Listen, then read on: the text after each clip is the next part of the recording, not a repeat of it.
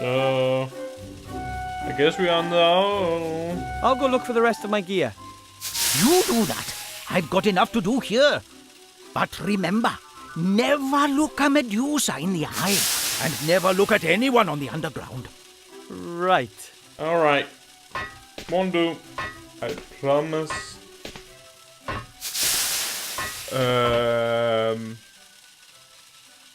Made no sense, but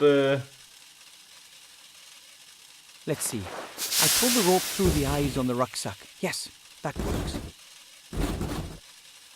then I'll thread the rope through the eyes around the edge of the tarpaulin. Done. There we go. A parachute.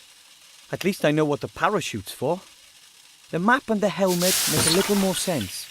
I should think about getting them next. okay. So we got a parachute.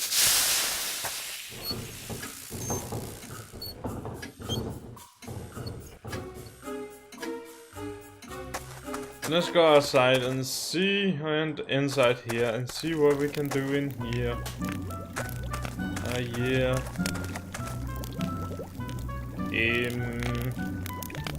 Take the map. I can't grab it with the arm, and anyway, I might wake him. I'll have to distract him somehow. Oh, I am an evil. No, I can't. Well, maybe I can.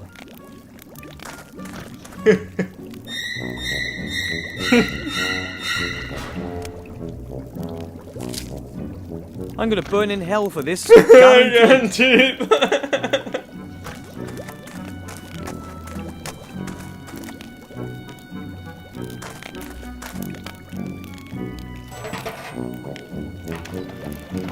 The robot gets its energy from rubbish. That's got the power supply sorted out then. And now I wonder if that would work. At least it would distract the Master Brewer a bit.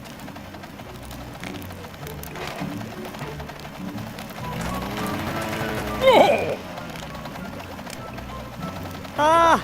Hello? Stop! That wasn't supposed to happen. I have a feeling that wasn't such a brilliant idea. Oh, I like the Master Brewer.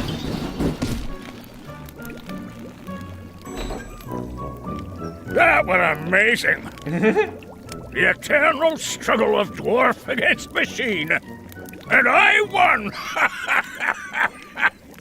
Are you okay? Of course! And why not? You think a stupid tin bucket's going to beat a proper dwarf? No chance. That was good. Something's happening at last. Cause for celebration. I think we should drink to that. so he's going to drink again. Seriously? So a map.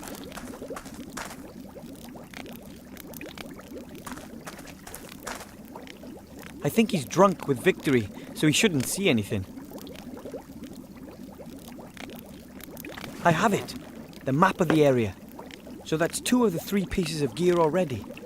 Now for the most important thing of all, the helmet. Sure. I'm talking to this. Hello, Master Brewer, sir! Aye, aye, Wilbur.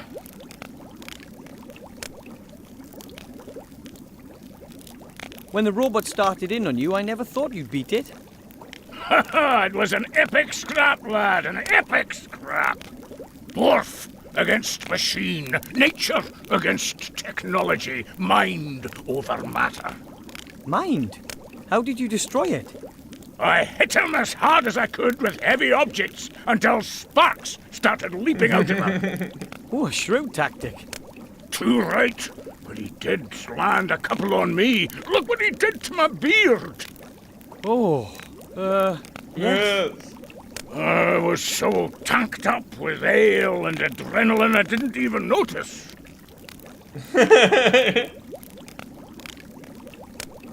As a warrior, you're bound to have a lot of weapons, armor, and helmets and such, right? What, me? No. Why should I? I'm a master brewer, not a warrior. But you belong to the dwarf army. Well, aye, but the Master Brewer doesn't get involved with weapons and all. Even when I was on the battlefield, my job was just sitting on the ox cart and looking after the beer barrels. Did any of the other dwarves maybe forget a helmet in the bastion? A forgotten helmet? Never, lad. Them things are precious family heirlooms for us dwarves. You just don't go forgetting stuff like that. Too bad. I guess I'll have to look elsewhere then. I talked to my granddad. He thinks the ring is important too. He wants to help me get to the human town.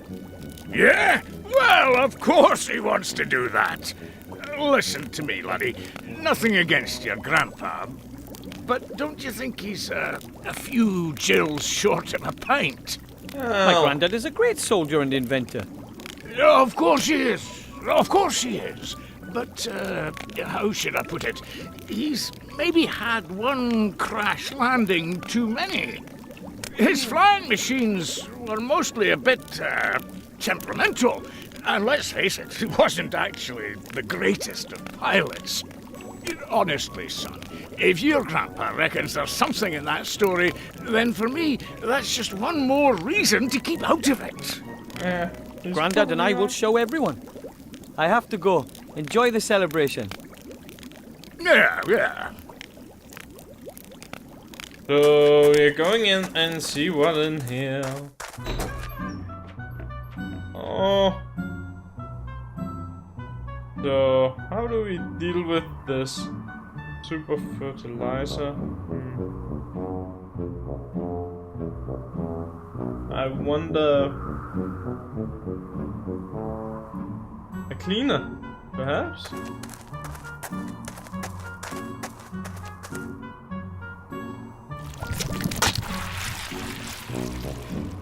I can't get close enough.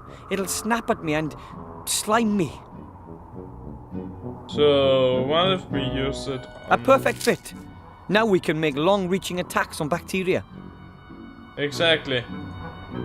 Now I'm going to do something I should have done a long time ago. It's too bad that slime had to be so evil. Now that's a helmet fit for a hero. It only stinks a little bit. And that's the last of my gear. I must get back to Grandad, fast. Back to Grandad.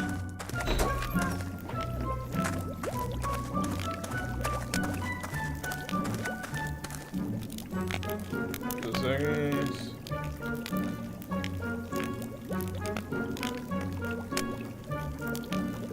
There we go.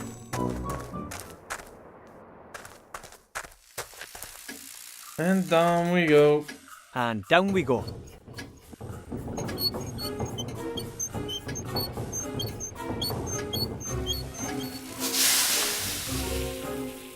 Okay.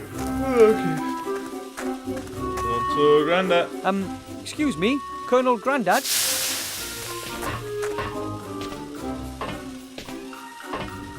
Yes, report back. I found the helmet. I have the pot. Helmet. Excellent, soldier. The helmet will protect you from physical attacks. You can even sit on it and use it as a saucepan. Ooh, how practical. Let me see your helmet. It's not all that great, I know, but What? It's a good helmet, and it's going to protect a good soldier. That is, of course, as long as the enemy doesn't attack with dragons, or has wizards in its ranks, or magical swords, and doesn't go for your head. maybe I should look for some armor with magic. Poppycock! That helmet will do. Are you sure about that? I got a map. Excellent! My commanding officer always said good maps are half the battle. Of course, you won't be needing it if everything goes well. If what goes well? But if not, it's always good to have a map with you, what? I got a parachute. I have a parachute. Fantastic! Parachutes are hard to come by and are difficult to make yourself. After all, you'd only want to entrust your life in a quality product, not something makeshift you've patched together yourself. Right. Trust my life. But, of course. I mean, of course not. So, that's the last of my gear.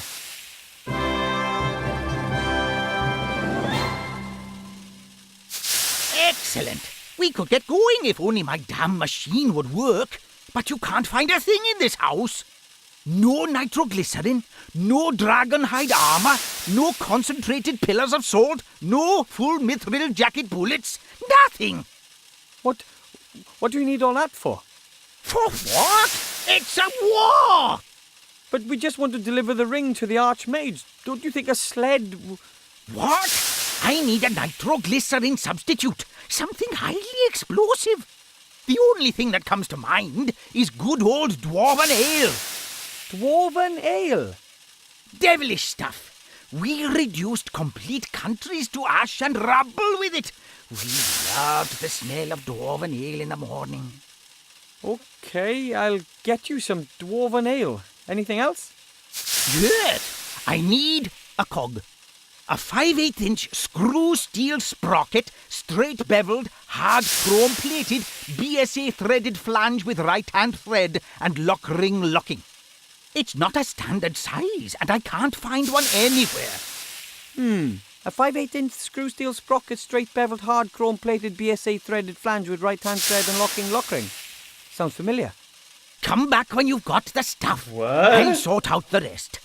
But bear in mind, the Dark Lord knows all of your thoughts. Right. Right.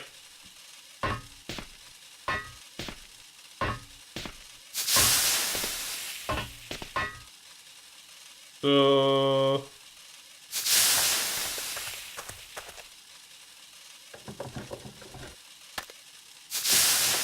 It's stuck.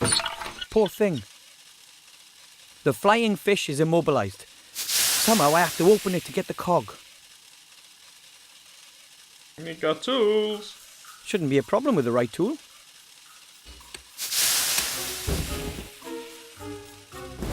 There you are. A 5/8-inch screw steel sprocket, straight beveled, hard chrome plated, BSA threaded flange with right-hand thread and lock ring locking. Maybe that cog wasn't all that important. Fly. Perhaps it was. Maybe it was important.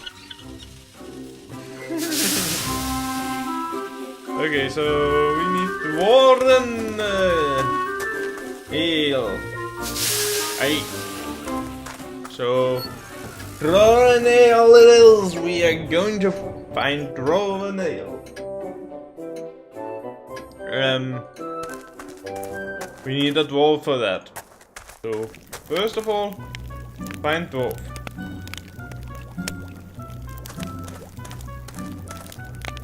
Hello, Master Brewer, sir. Aye, aye, Wilbur. Mr. Master Brewer, assuming I were to need some dwarven ale, Dwarven ale? It's not allowed, unfortunately. why not? Have you heard about the explosion on Mount Winterpeak? Nope. The volcanic eruption. Volcanic eruption. Deep under that mountain was the finest ale brewery in the whole dwarven world. My dad took me there when I was nothing but 2 beer crates tall. Can you imagine how aled up we were? Kind of. What happened? Ah, well, some so-and-so cocked up, and boom! And that was that! All over for dwarven ale brewing. After the accident, it was banned as a substance of enjoyment. The sharp taste, the warmth in the throat, gone forever. Now it's only used in warfare and in the alchemy industry. Can you tell me how? But you do know how to brew dwarven ale, don't you? Does a one-legged duck swim in a circle? Of course I know. I'm the master brewer. It's not difficult either. First, you get barley germinated in a malt house, then let them bloat up after leaving them dormant for a bit. Then kiln dry the green malt, keeping it turned. Of course, mill it, making sure that the husks don't get destroyed. The husks? What are... Then mash the whole lot in a mash tun, obviously using a decoction procedure. After the iodine test, we get on with purifying and separating the malt from the beer wort in a slatted filter bed. Of course, but... In other words, we let the draft run through the mash pot. We then